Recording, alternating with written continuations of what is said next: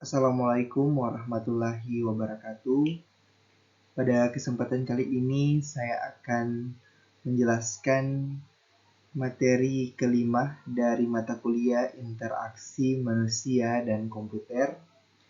Perkenalkan, nama saya Syahrul Ramadan dengan NIM 21024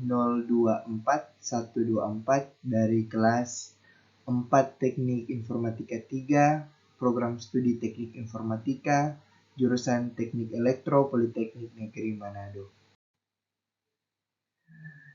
Pada video kali ini, saya akan memaparkan materi tentang desain untuk kolaborasi dan komunikasi. Secara garis besar, desain untuk kolaborasi dan komunikasi dalam interaksi komputer dan manusia merupakan konsep penting dalam pengembangan teknologi informasi. Hal ini melibatkan perancangan sistem dan antarmuka yang memungkinkan manusia dan komputer untuk berinteraksi secara efektif dan efisien.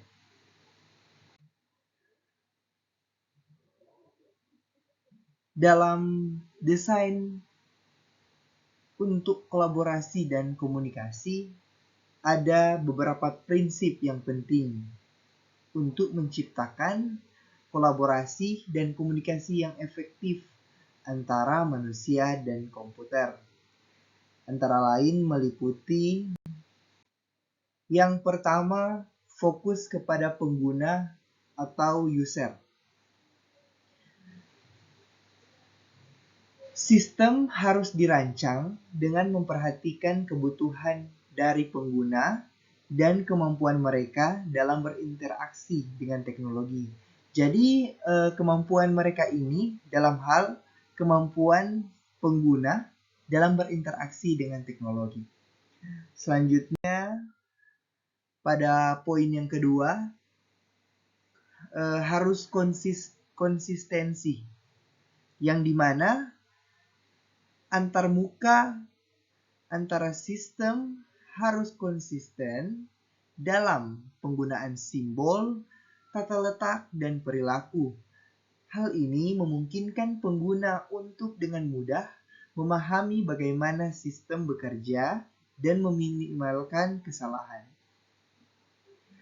Jadi, konsistensi itu di mana desain yang dibuat ini harus mudah dipahami dan memahami bagaimana sebenarnya sistem bekerja dan mengurangi kesalahan yang ada.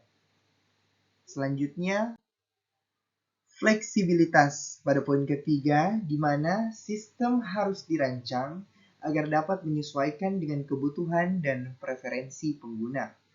Fleksibilitas ini dapat mencakup opsi personalisasi seperti mengubah tata letak antarmuka dan preferensi bahasa.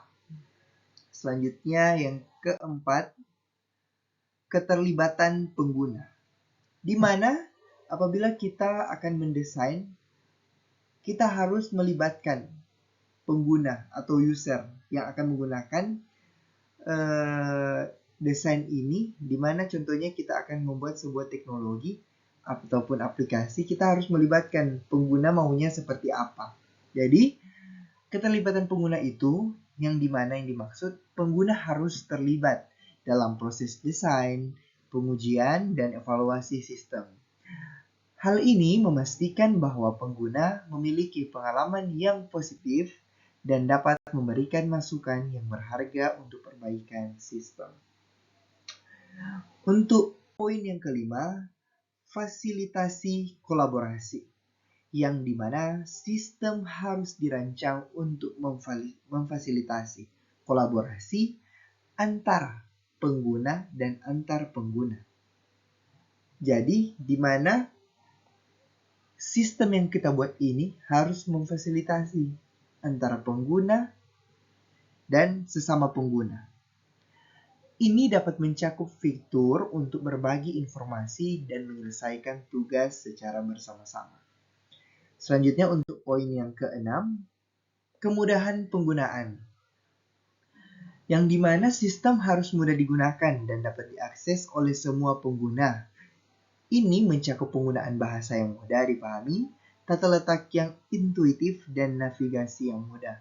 Dimana jika kita membuat sistem, usahakan harus mudah dipakai, mudah digunakan oleh seorang user.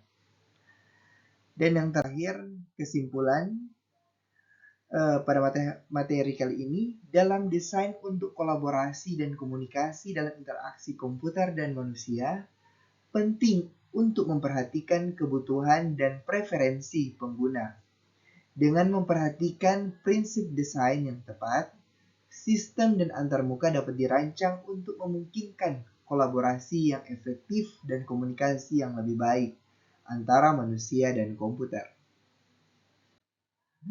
Demikianlah presentasi penjelasan tentang desain untuk kolaborasi dan komunikasi dari sisi interaksi manusia dan komputer. Apabila ada kekurangan dari penjelasan saya, mohon diberikan komentar. Sekian dari saya, terima kasih.